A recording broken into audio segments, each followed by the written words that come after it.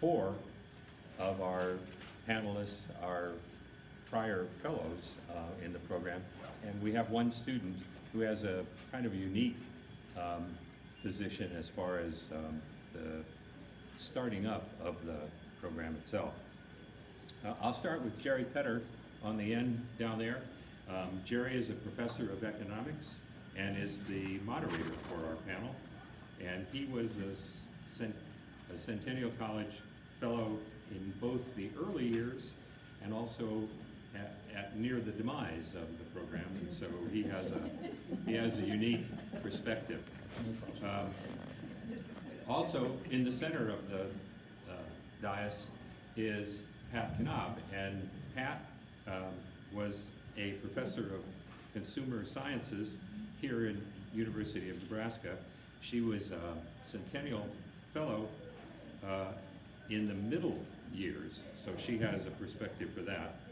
And she was involved with the program until she moved to Oklahoma, Oklahoma State. And she served on the board of the National Council on Family Relations, and she was the chair of the board on human sciences for the universities and land-grant colleges, and she was also awarded a Distinguished Alumni Award from UNL. And as an aside, her husband Bob was the principal at Leffler Junior High School, where I taught for 3 years. So Bob, her husband was my boss. And then we also have Fran, Kaye, who is a professor of English and ethnic studies, and her expertise is in Native American and Canadian literature. And she has a publication, Goodlands, a meditation and history of the Great Plains. And then closest to me is John Janovy, who headed the Department of Biology. He's a Warner professor at the School of Biological Sciences at UNL. Both John and Fran were in the final years of the program. And then it brings us to our student, Kurt Donaldson. Kurt is a former student in Centennial, and he also has something that I hope he explains to you a little bit, and that was something called Harper 8. And Harper 8 was a learning community, and he was active in the starting of the Centennial College back before 1969. So all of these people have some different perspectives. So we hope that their presentation and your questions afterwards will be what you hope for. And we'll start with Mr. Donaldson. Just finishing up cold. In the spring semester of 1969, I was one of 5 students on the planning committee for the Centennial Education Program. Besides myself, 3 other members of that original committee have been able to attend this reunion. Can you move the mic closer to you? Yes, I can. Nancy Ryan, who's here. Georgia Glass. She's coming. Okay, yeah. And Bill Mobley. The only member who's not here is Kurt Mitchka. Don't know where he is. He has a seminar he's waiting. Still busy. Anyway, Dr. Petr, also a survivor of the planning committee, has stressed brief remarks. I can do that, and it forces me to identify and focus on one key thing behind the creation of Centennial. I will speak of Robert Knoll, the essential Robert Knoll, and the first time I met him. It was in the spring of 1968, the year before the planning of Centennial. I was a sophomore living in the newly constructed Harper Hall. I and my friend David McKibben from Scotts Bluff were going to recruit and create a new floor in Harper Hall for the next school year. we thought it would be a good idea to get a section of freshman English to be taught on the floor, because that was the only small class that all freshmen were required to take together to provide some common focus. So I went to Andrews Hall and was directed to Dudley Bailey, the chairman of the English department. And I explained that we were looking for a graduate student, a teaching assistant. He said, "You should go see Robert Knaub. He was just down the hall." Dr. Knoll, I remember, was a man neither short nor tall, in his mid-40s probably, intense eyes with dark circles under them, and a crew cut. I explained what we were up to. I think he said, "Well, that's very interesting." Without a moment's hesitation, he said, "I could teach that class." I didn't realize how unusual this was. I didn't know he was a full professor. I didn't even know what a full professor was. I don't know if I'd ever talked to one before. But now I think a full professor is someone who has an office with a window. They can read books and write about the books and have graduate students read books for them. It's a good life. But anyway, I did not turn him down, and this enthusiasm, this willingness to work with students was the essential Robert Knoll. Fundamentally, he liked Nebraska students and found us interesting. So, in the fall of 1968, Dr. Knoll taught freshman English in Harper Hall. But as I learned, that was a small part of his efforts.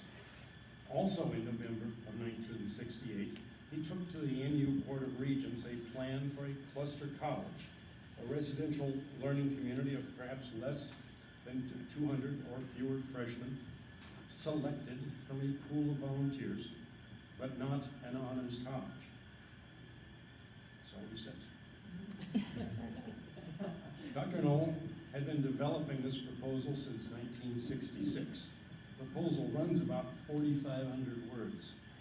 I will quote one paragraph as he speaks to the need for innovation in a university that had grown from 6,000 to 20,000 students in 10 years. Quote, "The state of contemporary universities is pretty clear. Restive students who think themselves lost in a mass, studying subjects they feel to be irrelevant, in an institution so large it inspires neither affection nor intellectual curiosity." And there's a good deal more of that sort of criticism. Robert Knoll, campus radical, disguised in a suit. And the crew cut helped as well.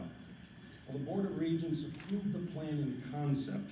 They did ask for a report back on what it would cost. 2 months later, in January of 1969, Dr. Knoll was able to tell the Regents the costs would be modest. There would be a one-time need of $33,000 for staff planning time in the spring.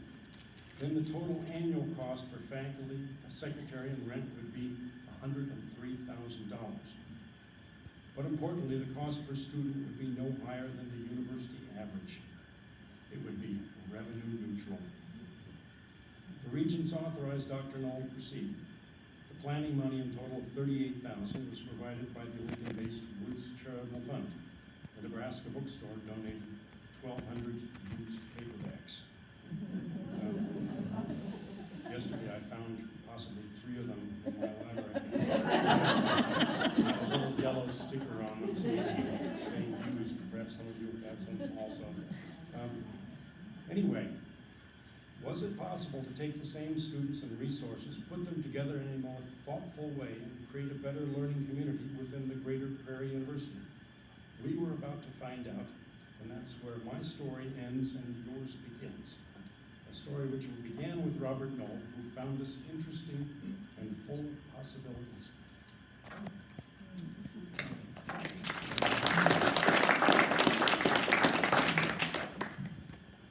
Thanks for just those brief remarks. Bring back all sorts of memories of those times.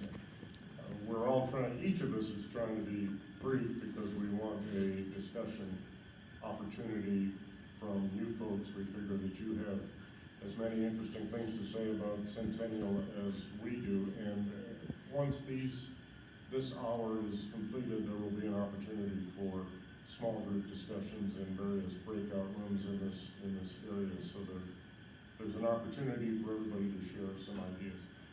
I will also attempt, difficult when you think back to Centennial, to keep your remarks brief and your thoughts together, but I would like to just emphasize a couple of points that I recall from the first 2 years in the program, and then we'll pass the microphone on. The first thought that I have, the first issues that have been in my mind for 50 years, are the conflicts, maybe that's too strong a word, the discussion among the faculty, among the fellows in the first couple of years about the nature of the program. And my mind says that on the one side was Robert, who was much more of a traditionalist, and he had a vision in mind of an Oxford-like program on the Plains. And on the other side was Phil Scribner. I was hoping Phil would be here for this little reunion, because Phil was sort of the leader of the more radical group. He was 30 years old as I was, and he was more interested in what I would call the rather undisciplined in both senses. Not discipline-oriented and rather more free-flowing kinds of educational approach, more exploratory, more student-centered kind of activity. I found myself at that time more often siding with Phil than with Robert, and I wondered because I know the stress, as Elizabeth Noel spoke to us about yesterday, about the stress that Robert felt himself under and the difficult times he had, and I think a sense of disappointment in many ways about the evolution of Centennial and the direction it went. And I thought, gee, maybe I was not conventional enough at that time, and so you reflect back on that. But then yesterday afternoon, I was over at the Center for Great Plains Studies, where Michael Farrell led us around the exhibit of his photography, and he discussed a little bit his unconventional career, I guess, in many ways. And one of the things he said was that in developing topics for his photography, he was led by his curiosity. Something would strike his curiosity, and he would go off on old buildings in the Bohemian Alps or landscapes in a particular part of Nebraska. And I said, that's it. That's what Centennial was about. It was to find that curiosity and then work with the students, work with the community to help the students approach that curiosity in a way that was productive and would lead them on to some intellectual activity that was worthwhile. And it didn't matter if that curiosity led them to Batman or some character in Tolkien or the use of the pinch hitter in baseball. It was a starting point, which was a door through which we could pass as a community to foster some intellectual ideas and some research patterns and whatever it might be. And I know that when you report in newspapers around the state of Nebraska that you've got kids studying Batman or you've got kids studying the pinch hitter in baseball, that was disturbing to Robert, among other things, because it doesn't sell well, and it sounds frivolous, and maybe that's part of what led to Centennial's demise after 12 years or so. But Robert was a phenomenal teacher. He was the thing that I bring to this discussion this morning was that he was open-minded and fair. And even though he might have been disturbed by the discussions among the faculty or the results of the meetings in the town hall, by gosh, as far as I know, he mostly abided by those, and he was responsive and went forward with what the community decided. Second thing I want to mention about Centennial is, which was important throughout the 50 years that since that time, and 35 years that I was at the university, is the importance of the nature of the beast in Centennial, the obvious commitment to process over product, We wanted to make sure that the process of educational investigation had integrity and was honored, and it wasn't so important what the final product was. It didn't have to be an analysis of Romeo and Juliet or something of that sort. The context or the content, the context in which these activities were pursued, and the nature of community. By golly, the important thing that drove me from 1969 through the rest of my career at the university was the excitement, the enjoyment of working with such a tremendous variety of people. Being in Centennial with Henry Ablin, who was an electrical engineer, Ted Jorgensen, who was a physicist, Dick Johnston, who was an anthropologist, Ted Beck, Robert Knoll, both from English, just so stimulating in terms of allowing me to see the world from so many different perspectives. Centennial was the most exciting experience of my teaching life. The ADAPT program was the second most exciting. The ADAPT program was a Piagetian-based multidisciplinary freshman program led by Robert Fuller, physicist. Started in 1975. Fuller, that was a program working with Jim McShane and Bob Bergstrom and Mel Thornton in the math department. Fuller became the final senior fellow at Centennial. There was a community in this university that was stimulating to me throughout my time here. And Ned and I were talking yesterday about the importance of the faculty club in creating that kind of activity where people from different disciplines could get out of their silos, could talk to one another about teaching and learning and research projects, and that just is so essential. And I think it's not as significant on campus now as it was. The faculty club had what was called the Chowder and Harpsichord Marching Society, which was just devoted to talking about educational matters. So that kind of stuff. We took down walls in Centennial. One of the communities was, doggone it, in 1968, was working with students and working with building and grounds and working with architects and working with the housing department and figuring out what sort of physical arrangement fostered learning. It was a community discussion of an important issue. And we took those damn walls down, and it's depressing to go over. You can't go over there now, but to go over there, as I did 15 years ago, and they put all those blasted walls up again. That has a metaphorical importance beyond what happened in Lovenhefner. So, just having Fran Kaye on the panel brings back the course that Fran and I taught in Centennial. We shared the leadership of a course on literature and economics. Well, that was just a fantastic experience for me because Fran saw the work that we were reading differently than I did, and the students in that seminar were able to say, gosh, here's two people who have some credentials, who are serious about what they're doing, and they're looking at this topic from different perspectives. This is pretty neat. And then they could go on and carry that. I'm done. We can talk about this stuff later on. Pat, go ahead.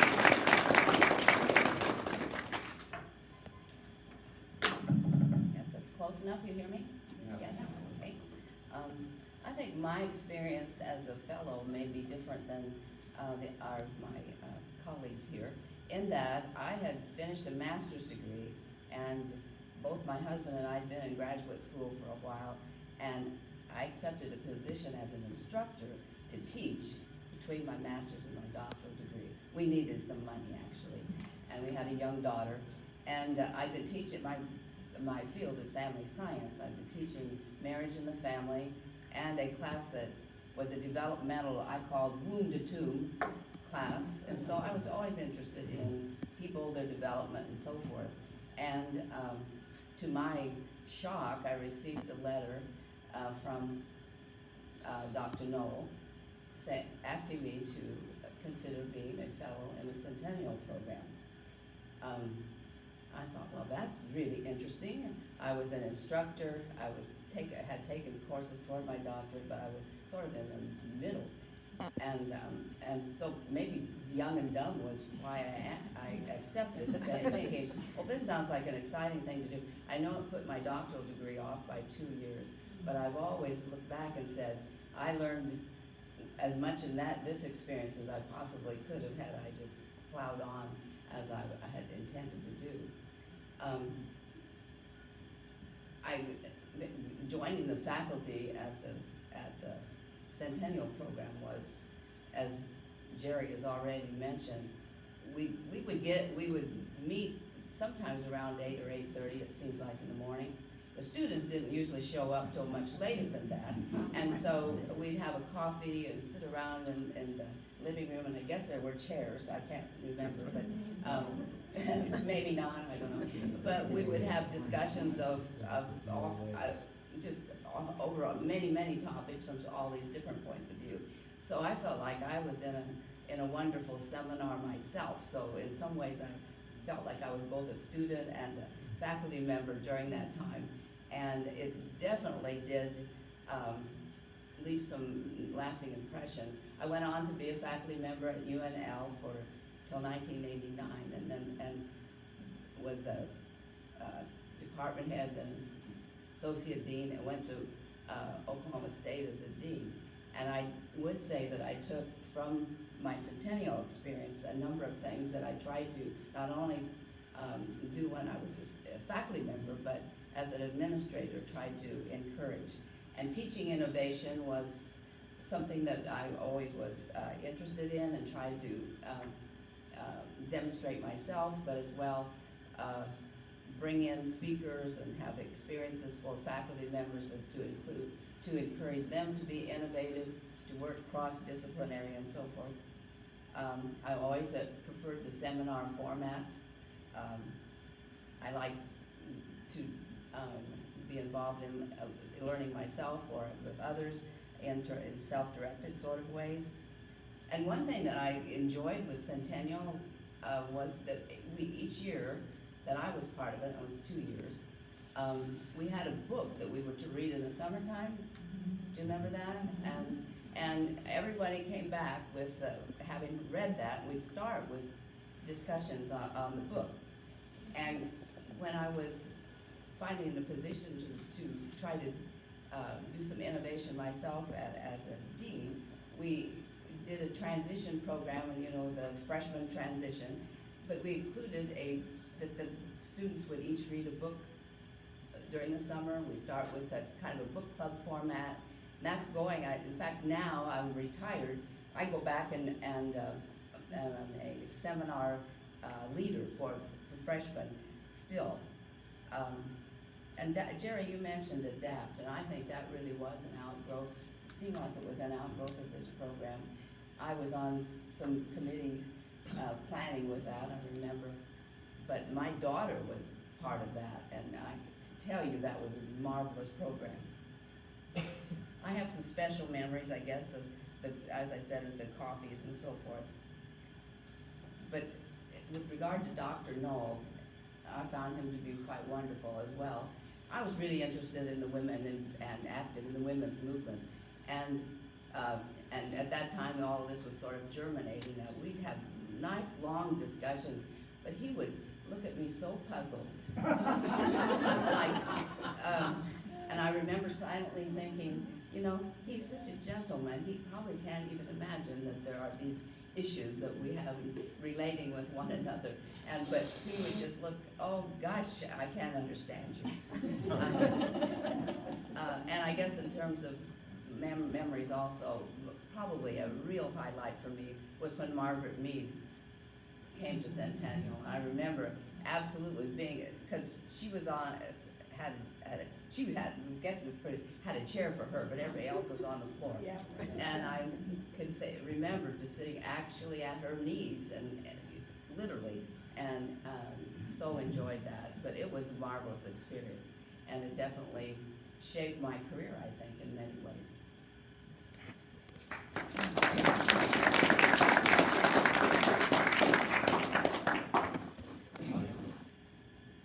Okay, try the microphone trick here. Is this audible? Yes. Okay. Well, I'm going to do something slightly different. I'm going to talk about the intellectual context of Centennial, because obviously it was not the only program of its sort in the world. As everybody knows, universities, they are descended from really colleges for the priesthood. And if you look at Dartmouth and Harvard and all those places, that's what they were for. They became more open to secular studies, and then the land-grant universities in 1862 really changed the whole picture because they were supposed to be useful to everybody. And just an aside, since this is the 12th of October, anybody happen to know whose land was granted for this particular land-grant university? The Otos. Otos, 1838. And just to say thanks, I don't speak Oto, but Wopida to the Dakotas and Wiglaha to the Omaha people. The universities in the United States changed with the baby boomers. As Kurt and Jerry said, the number of people going to college just absolutely zoomed up. It had already started with GIs coming back, but there were just a whole lot more people. And part of the changes in becoming more flexible was sort of geez, what are we going to do with them? Trying to find professors, trying to find programs, trying to find things to do. So there were a lot of changes in universities in the 1960s, and of course the 1960s, which moves into the 1970s, was a time of all kinds of innovation and walls breaking down and reaction to the Vietnam War, to the women's movement. I have a funny story about Robert, but I'll save that. Reaction to civil rights that really changed the universities. They became more interdisciplinary and flexible. There was definitely a change in the content of the humanities. We moved from the new critics to ideas like structuralism and postmodernism, and people like Derrida and Foucault became important, who would not have been important a few decades before. In history, we moved toward social history, we moved toward ethnic history, we moved toward women's history. All of those were really starting as disciplines in the 1960s. And we certainly see that here with the development of the Ethnic Studies Department, or program, whatever you want to call it, with women's studies, and certainly with Great Plains studies too, which was very much part of that same idea that where you are is important. And you think about that. Think about American literature had been, New York State literature, had been Massachusetts literature. Nebraska literature? You kidding? Really? There's such a thing? And you get the development of things like the Center for Great Plains Studies. You get all kinds of student movements, the occupation of the military building here, the occupation of the student union at Cornell University, which is where I was at the time. All kinds of questions to the status quo. All kinds of questions, not just in the US, but throughout the Western world, and especially in France, where in 1968, of course, there were student riots on a fairly large scale to try and change the very hierarchical university system. So we developed more student-centered and also more faculty-centered courses. As Jerry said, he and I taught together. I taught with Patrice Berger. One of my strongest recollections is disagreeing with Pat and throwing a book at him and knocking his coffee over, which was not a good idea. We also looked at different structures, so literally structures taking down the walls, but also structures like the program that I came out of, which was a 6-year PhD program. There would be the idea that there were not enough PhDs, so you would take smart kids from high school, and 6 years later they would have a PhD, and I did that. It was very interesting. That really meant changing completely the structure of a university education. There were all kinds of programs where students studied, where they worked off campus, where there were internships, where there were all kinds of sort of non-studenty student things that became part of the student experience. And that was certainly part of what Centennial was. There was certainly the replacement of classics by new stuff. It's sort of interesting, if you look around Lincoln, you see the old schools in Lincoln are named Eliot and Whittier, and then you look at the new schools in Lincoln, and they're named Cooser and Clefcorn. Clefcorn Cubs! That's where my kid goes. So we see how the whole society is changing this structure. Even science is changing. I remember one of the books that I read in my freshman course, where everybody read the book, was Thomas Kuhn's Structure of Scientific Revolutions. A book that was extraordinarily important and really, again, challenged the idea that knowledge is something that just piles up in piles like sand and is accreted and gets bigger and bigger every year, and said, no, it changes, it doesn't just accrete. So Centennial picks up on all of these things and develops in its own way, but develops as part of something that is, at least in the Western world, very much part of the time. And I think it's important to see Centennial as not just something cute that Nebraska did, but as something where Nebraska is taking a very important part, a very important role in an intellectual change that is happening across the Western world. So I wanted to keep it short.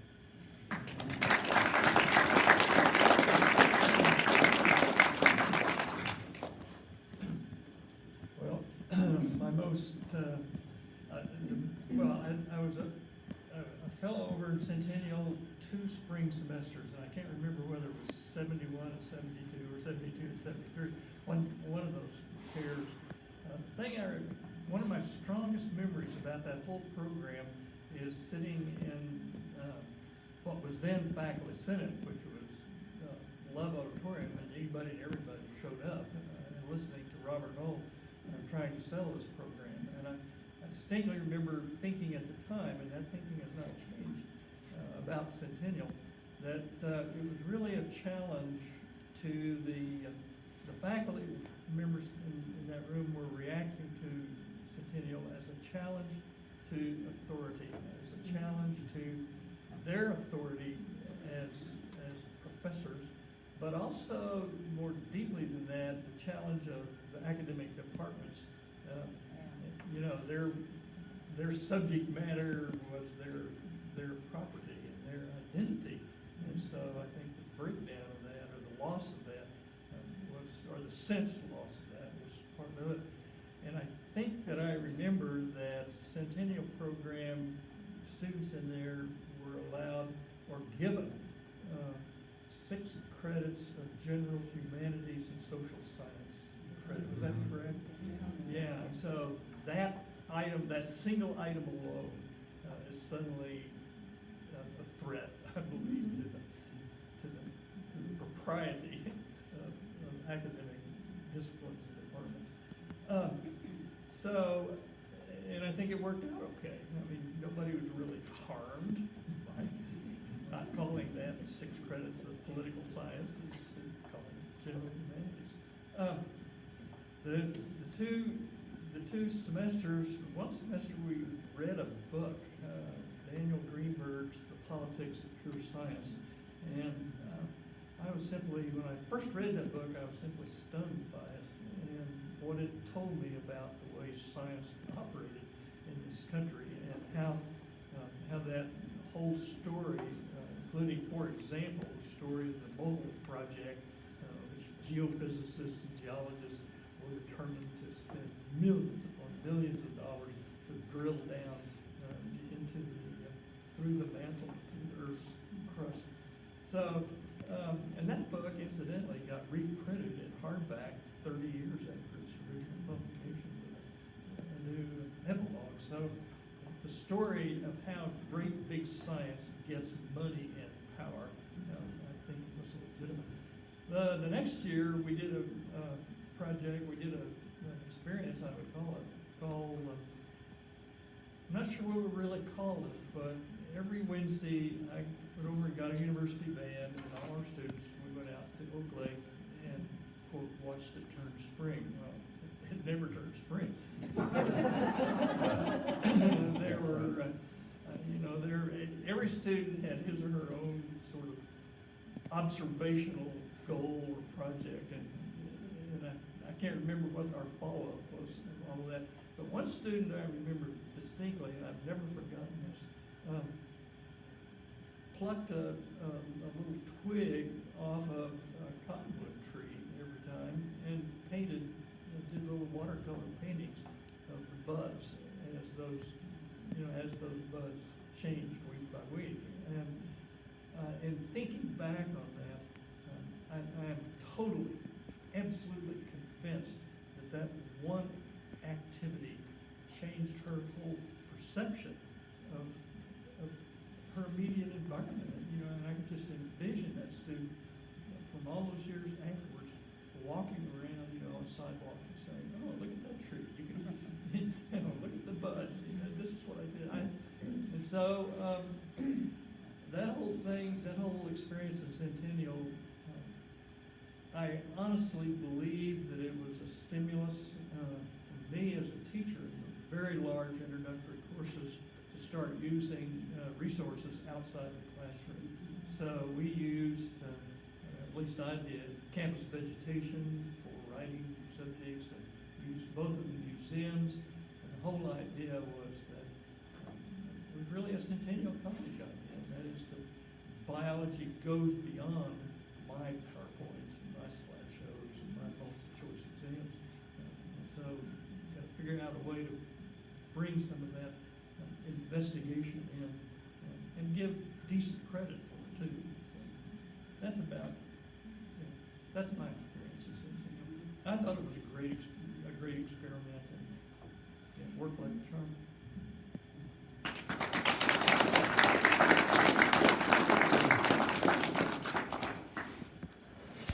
Now we'd like to open it up for questions. So if you go right ahead, I'll let Jerry direct it. Jim, you have a microphone to hand out to? Yes. Let's take one from Thanks to all of you. It was just so stimulating hearing all of you speak of your experiences and memories, and it brings back so many memories for all of us here. So thank you very much. It was just wonderful, wonderful presentation. I have kind of a personal experience I just wanted to share with everybody. When I finished my undergraduate degree, I went on and got my master's degree in community regional planning from the College of Architecture. And when I'm kind of being reminded of the Centennial experience, it's interesting to see what's happened in the College of Architecture. I've been fortunate to serve on an advisory committee over there for a number of years, bringing in professionals periodically, a couple times a year for discussions with faculty and the dean and such. And Architecture College is interesting because there are 4 programs: architecture, interior design, landscape architecture, and community regional planning. And for a long time, there's been these silos, within the college. And I'm not breaking any secrets. I think we all know that. But every college has these kinds of issues. But it's just interesting watching the college as they develop. We've gone through, I say we because these advisors coming out and participating twice a year, they've really done a very good job of bringing in people and to listen to folks who've been in the professions to kind of bring back those experiences for the students and faculty and the staff here. But I feel like the college has made a breakthrough because trying to figure out how the programs can better collaborate and work together and open up learning, what kind of we're getting at. And we've had, there was an attempt several years ago to merge the College of Architecture with Fine Arts, and there was a pushback on that. Unfortunately, that didn't go through, and the college has been able to sustain, and we've got great support from university leadership, Dr. Green particularly, and Dr. Bounds and Tommy Plowman. So I just share that with you because I think there's still that dynamic interaction going on. People are still trying to figure out how to create better learning environments. And hearing the Centennial experience again, and I know some folks from architecture have been involved with the Nebraska 150 program, and so I think some of this information from these sessions over the last day and a half are going to get back hopefully to that effort, because that's very important for them to be hearing about it. It helped about the Centennial experience, and it helps, I think, like the College of Architecture to learn, because I think there's still a lot of questioning going on how we can better use those experiences in today's environment. We're trying to figure out, for example, how to develop, cross college courses with the Institute of Agriculture, Natural Resources, College of Business, all this, trying to bring better communication among the various disciplines throughout the campus. So Centennial's really set the standard for that, it seems to me, and I think even though we don't have it anymore, I think that the influence continues to be very, very strong here, and there are people that remember it, and we'll continue to remind everybody of what we learned from the Centennial experience. So I just wanted to share that. Thank you.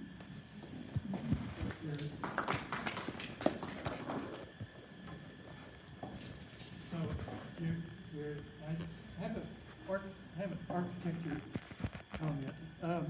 Years and years ago, I was the outside faculty member on the academic program review for the College of Architecture and City Planning, and that was a wonderful experience. But at the end of that time, all of the faculty and students gathered in the auditorium over there, and the chair of that committee was a man named Richard McCommons from the American Institute of Architecture in Washington, D.C. And so he started talking about the senior project, and he said, skyscrapers, we know how to build those, because I think the senior project at the time was building a skyscraper. He said, we know how to make skyscrapers. That's a solved problem. But if you want to elevate your reputation, you need to become problem seekers rather than problem solvers.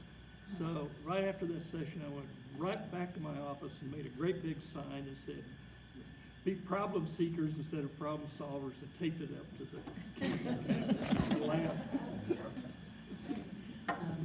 I was struck listening to this about two things. Many of you speaking about how your experience shaped you as faculty members, but the experience in Centennial shaped me as a faculty member too, but later. When I was in Centennial, I was very much struck, looking back on it, about how it built my confidence and my sense of my ability to create my own education, which then carried through to later. So when I was in graduate school, I did a seminar on memory, which is how I got interested in memory, that I don't think I would have ever felt like I was capable of doing if I hadn't had that Centennial experience, because it was 4 students with one faculty member taking this professor's new theory and figuring out how to make sense of it from different perspectives within psychology. So there was a sensory person, there was a developmental person. It was like it was recreating this kind of Centennial idea within this one classroom.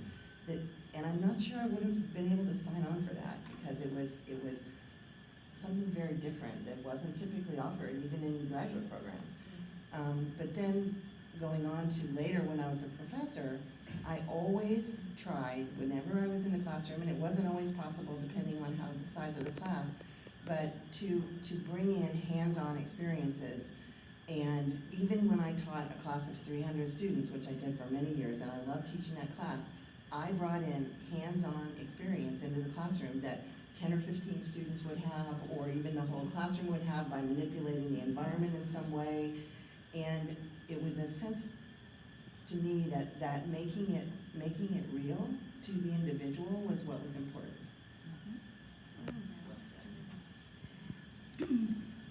I know Anna last night talked a little bit about honors programs, and maybe the cream of the crop, the highest IQs, or the brightest kids don't think out of the box sometimes, and maybe the next tier doesn't. She had this theory that maybe we were the next tier, Have any of you worked with both the honors program and Centennial, and could you comment on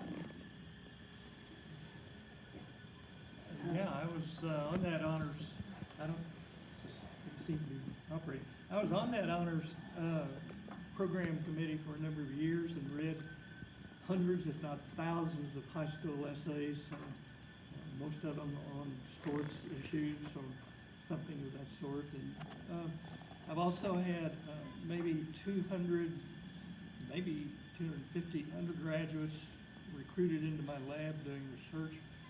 And I can tell you that among the students I know who were in Centennial College, it was really a full range of post-college success. And Dan Brooks is probably, within his realm, an example of seriously successful. A guy who came to the university on a track scholarship as a high jumper. I don't know if you knew that or not. And probably one of my most successful graduate students had one of the lowest transcripts. And he was sort of admitted to graduate school on probation, and he is now one of the world's top molecular researchers on malaria. So, I think within the full range of, say, ACT scores, if this is the full range, within that range, you'll find all degrees of performance success. All.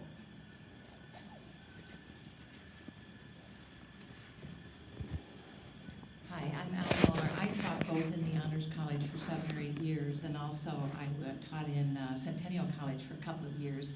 And everything that I learned in Centennial College is what I applied, basically. So what I did is I kind of did the reverse of what was expected in an honors program. I taught a course called Improving Children's Life Chances, where I took these high ACT scores, is what I'm going to call them, and I put them out in the community 5 to 8 hours a week, working at places like Wicks, Friendship Home, Huntington Elementary, working with ELL, working with homeless. And then we met in a seminar once a week for 3 hours, where we would read books like There Are No Children Here, Savage Inequalities.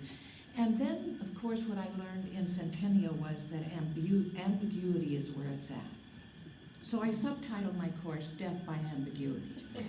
And what I did is I didn't give them any grades. I gave them tons of feedback. And they'd say, well, what's my grade? I said, well, you're the one that did the work, right? So what do you think? And they went, well, wait, hold on here. And then then about week 3, my feedback got less, their writing got more, okay? And then at the end of about 6 weeks, 8 weeks, I thought I'd give them a grade. And they go, well, what's this grade about? Where's my feedback? And I said, so what have we learned from all of this? That learning is something that you do. The self-regulation, the intuition, what you yourself put into it, you are the best judge. Reflect about what you've learned. And I learned all of that from these icons that are sitting up there. And I think the reason I went into Centennial College was I very much resonated with one of our speakers. I came from Madison, Wisconsin, which, the reason I left was because we had a bombing, and one of the postdocs in physics was killed. My office was decimated, and I'd had about enough of that. And being gassed on the way to my orals, I thought, you know what, maybe I'll see if there's a job opening, and I ended up here, and so I was the second bicycle on campus. So they thought I might be radical enough to go to Centennial College, and they were darn right I was. And anyway, so I taught German there in a very non-traditional way. Language should be used, not grammar declinations and conjugations. Nobody talks like that. So I became a little bit of a radical in my field, and I'm happy to say the research that I've done here has set the standards in my profession, and it's all because of Centennial, because man, I had a group of people who said, right on. instead of in my department where they said, hey, you're on the wrong track here. So thanks to all of you.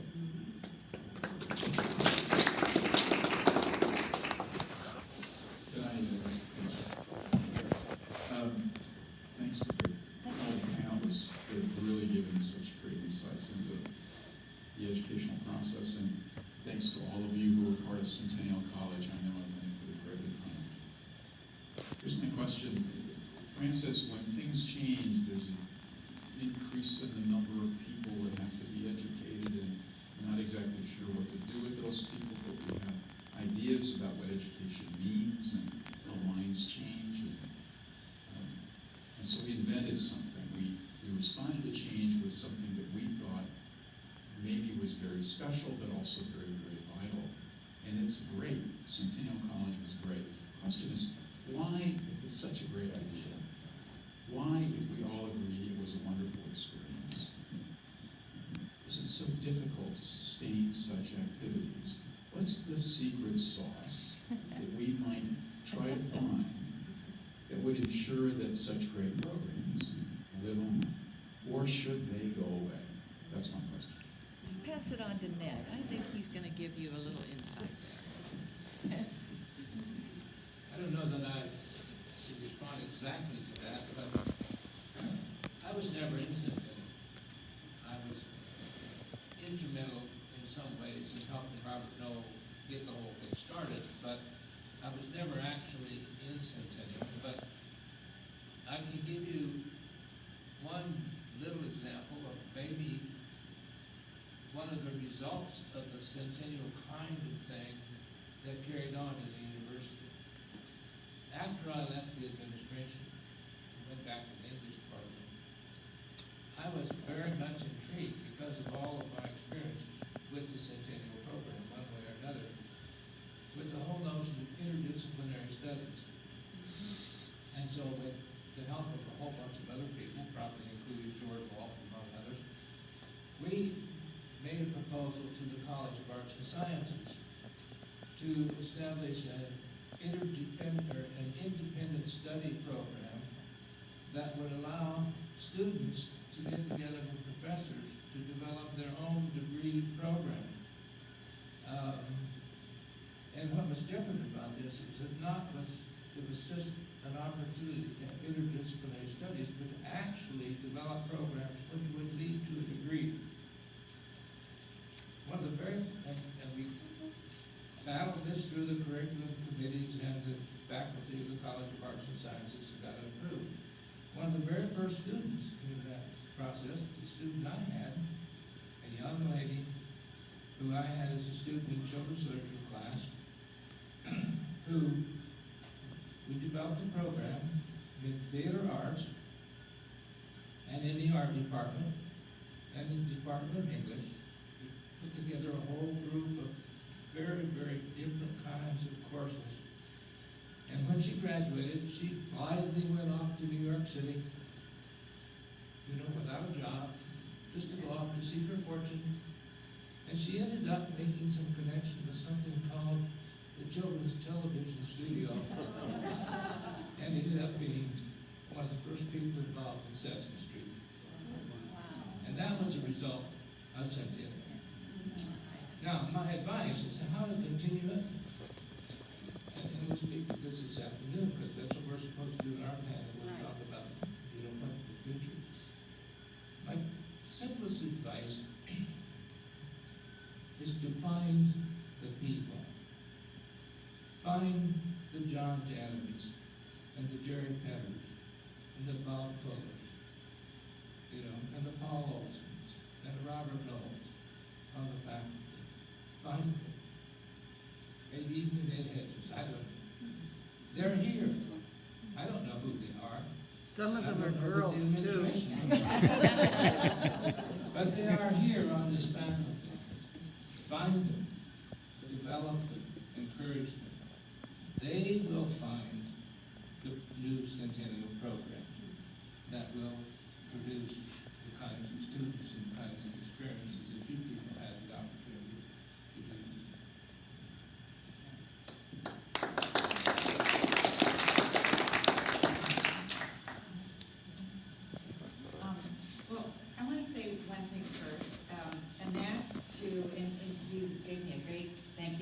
interjection to this is that I do want to recognize Pat and her contributions in a little different way to Centennial, because there weren't a lot of women. Yes. And so it was, I'm sure, hard at times for you, because you were the only woman who was really initially in kind of some of that leadership. But I will just say, in terms of for myself personally, to this day, I still say my first mentor was Pat Knaub, and that she helped me to frame and continue to reframe my whole career. And we have, maybe in a unique way, interfaced with each other over the last 40 years. Or I guess it's 50 now, I have to admit that. And in a variety of different ways, not only in terms of our professional association, and she was a great mentor for me there, being the president of the association that then I later could be in that same role, and she has continued to give me lots of advice and suggestions in administrative challenges that I was facing as a chair of a department in ways that I think we've had a really unique experience that started back in 1970 in a way. So I'd love to hear a little bit more, if you feel comfortable, Pat, talking about kind of that unique role of being the only female in the program as well. You know, faculty program, I would say. Fellowette. Even the term is interesting when you reflect on it. I don't know that I really thought about being the only female. I just sort of plunged ahead, and that's been my philosophy. I was in many roles that I've been in, I've been the only female. Certainly when I was in not close enough.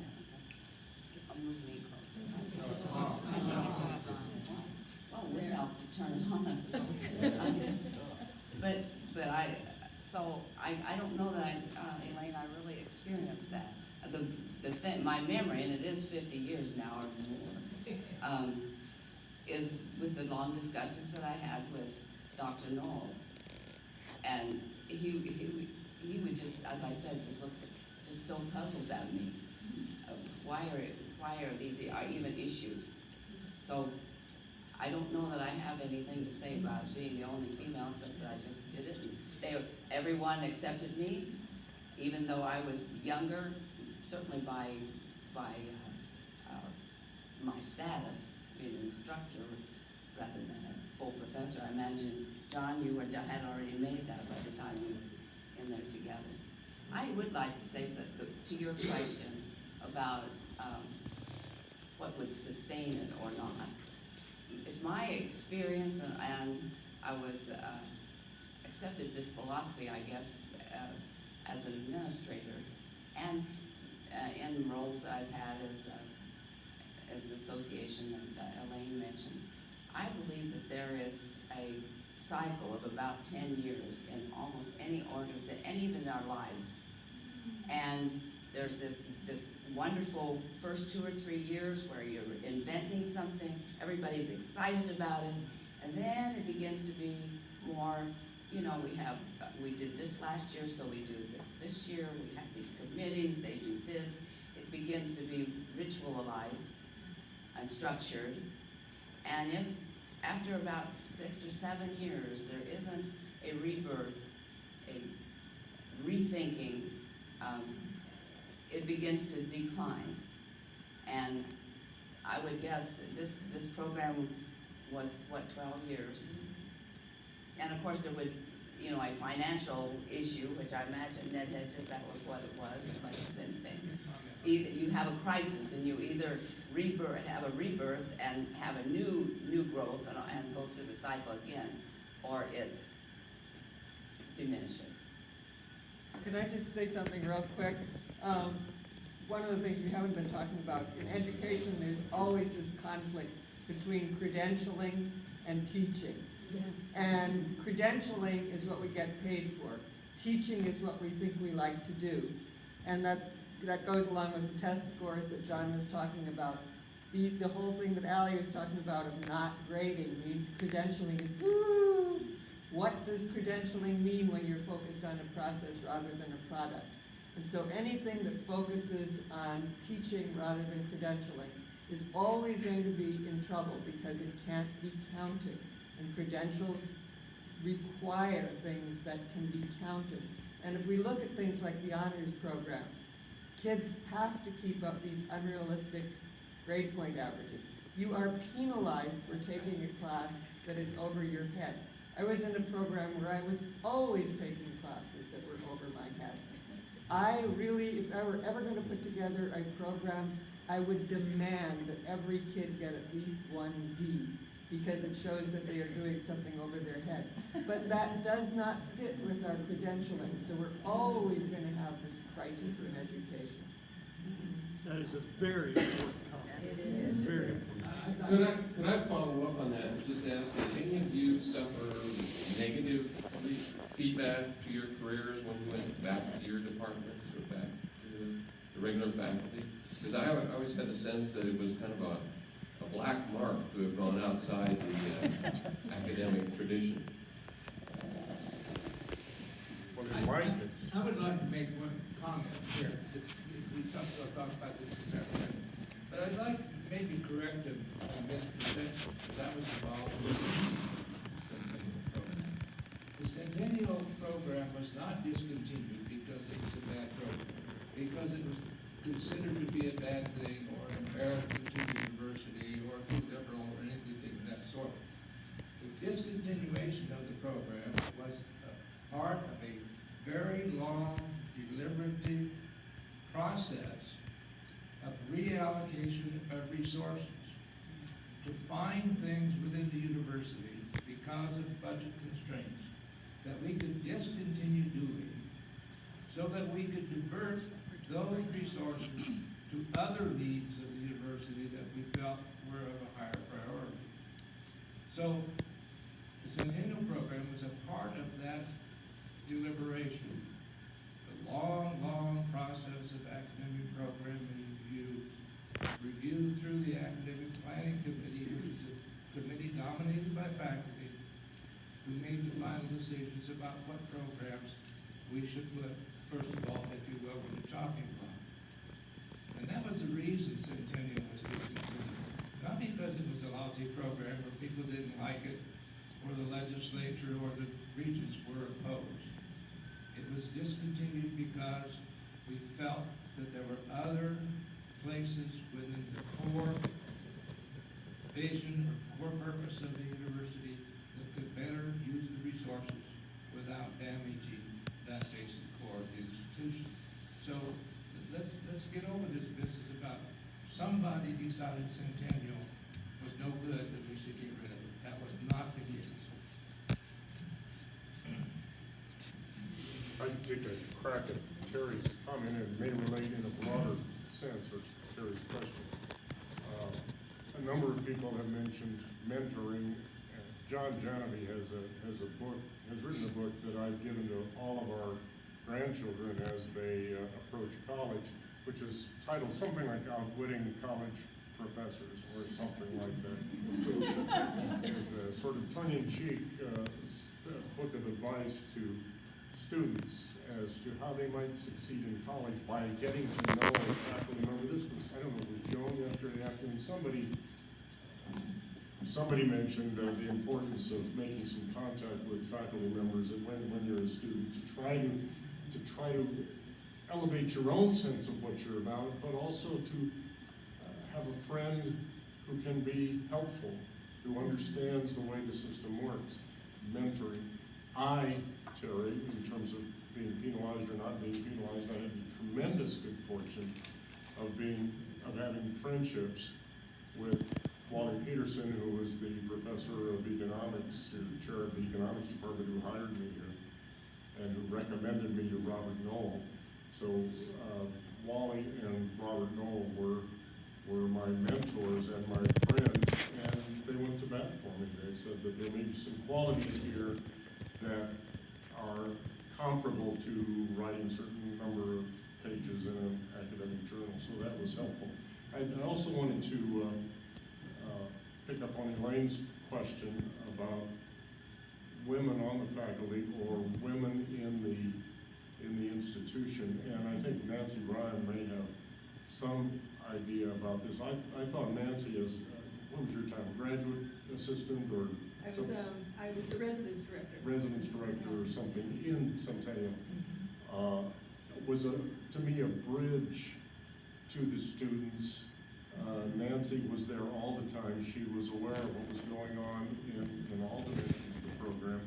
Nancy, do you feel you had any particular role with, as far as the young women in the Centennial program were concerned, even if there were no, you know, the full-time faculty were Robert and Ted Beck and Phil Scribner and myself. Did you provide some sort of guidance, help, assistance to young women in the program? I hope so. A lot of people came to me with their personal and social issues, and so in many ways it was more of a kind of counseling role. But what's interesting about how I came to the university was that I went to a small women's Catholic college, and a radical priest there who knew that I needed to get outside of all of my New England limitations said, you ought to go out to Nebraska. They have a wonderful English department, and I have a friend out there who says it's great, and I've studied with him in the British Museum in Summers, and so his name is Paul Olson. And so I came to Nebraska I never took a course with Paul. What I did was I joined the Human Rights Committee that he was chairing, and what we did at that time was do an evaluation of the way that women support staff were paid in contrast to the males in the non-academic roles. And it didn't, and of course we found an enormous disparity. And that kind of pushed me into a women's rights framework, which lasted for the rest of my life and career and personal life. But it also gave me a kind of a more of a grounding here at the university about women's experiences. Now, I did not find, if I can remember back that far, that the young women in the program, and there's a lot of women, former students here, found that being guided primarily by male fellows was problematic. And I think that had to do with a lot of the consciousness of the males who were of the fellows. And Sally Gordon certainly wouldn't let anything happen to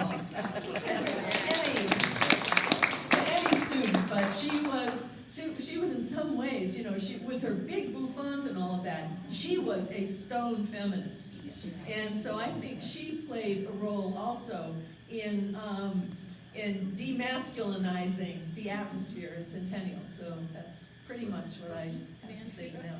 I think, Barbara, you were a fellow for 2 years in Centennial. How was your role? As a woman? I didn't notice the woman thing either, and that was my first administrative role. Centennial for me was a launch pad of the rest of my career, and I became a dean after that at Evergreen State College, and then the provost. Sometimes it takes a long time after you look back on 45 years to see the stepping stones of where you come from and where you learn things. And people you don't even know had an influence you recognize in the past. So you might not have thought, Pat, that role was really important to you, but it might have been, it probably was to the people all around you. Well, I was well into being involved in the women's movement, and went on as a faculty member to be one of the founding faculty for women's studies here at UNL.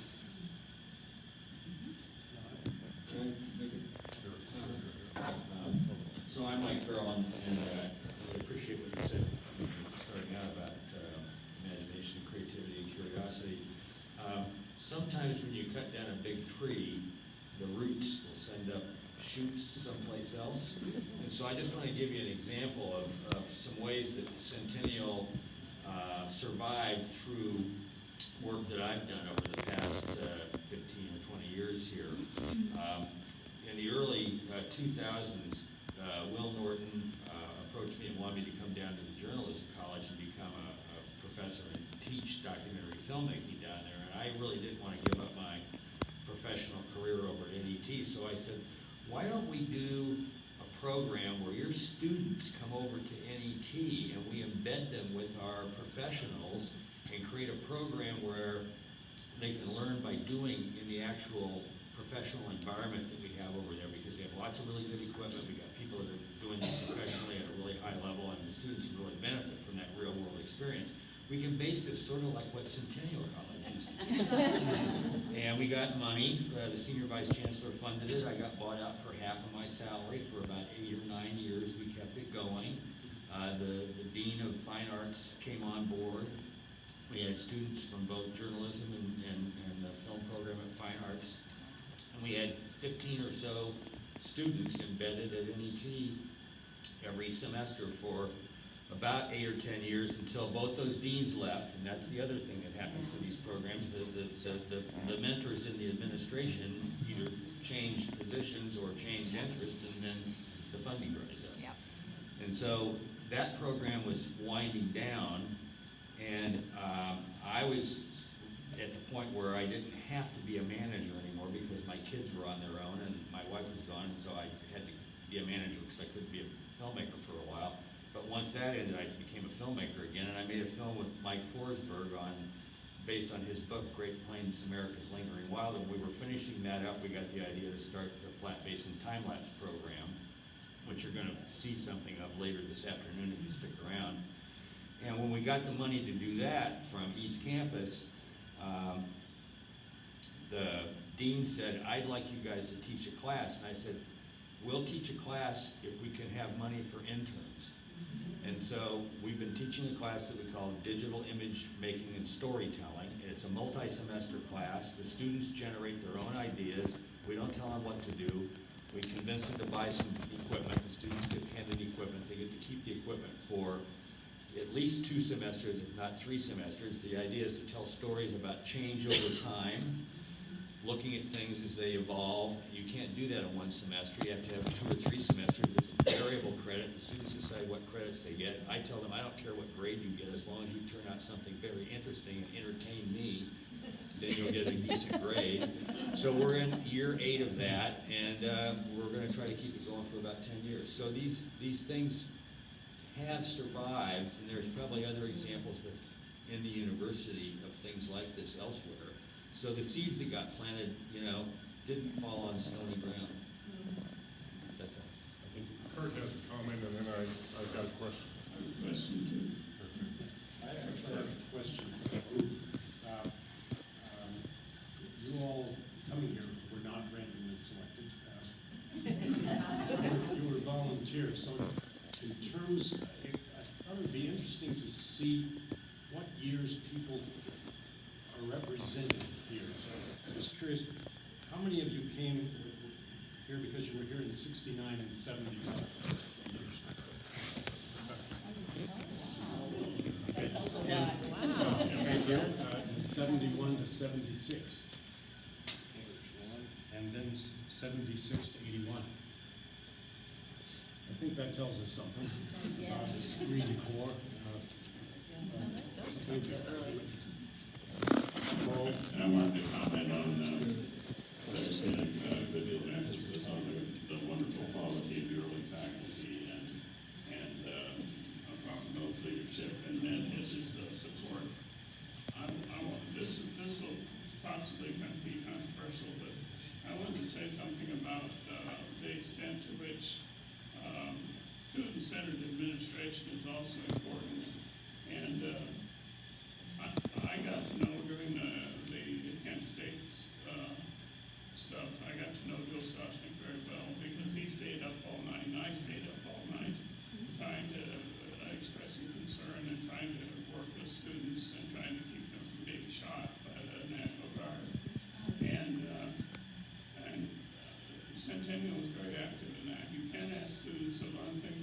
social theory and carrying that social theory into action without expecting it to spill over into the life of society.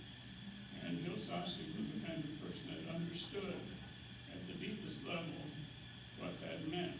I made some mistakes later with Steve Brosnan, and I regret those, as did Peter McGraw. But for the most part, he had children of his own, and he understood that generation, and he understood the relationship between theory and practice in the operation of a university. And I thought he was a great man. I wanted to ask a question. We haven't mentioned or acknowledged the terrific work that there was a committee who put this weekend together, and they did work way beyond anything I expected would be accomplished. Vicki was part of the committee, Marcia, Laura, Emily, and I know that there was a schedule set up, and I think that schedule said this episode is supposed to end at, I don't know, sometime like 10:15 or something, and then break into small groups. Makes me no never mind as to what we do for the next hour, but I wanted to check with the committee officials to decide what, to talk about what we want to do at this point. We are going to end the program as it sits right now, and we're going to move on to the next part, and Vicki's going to handle that. I'm going to turn it over to her, but I'd like for the audience to give our panel a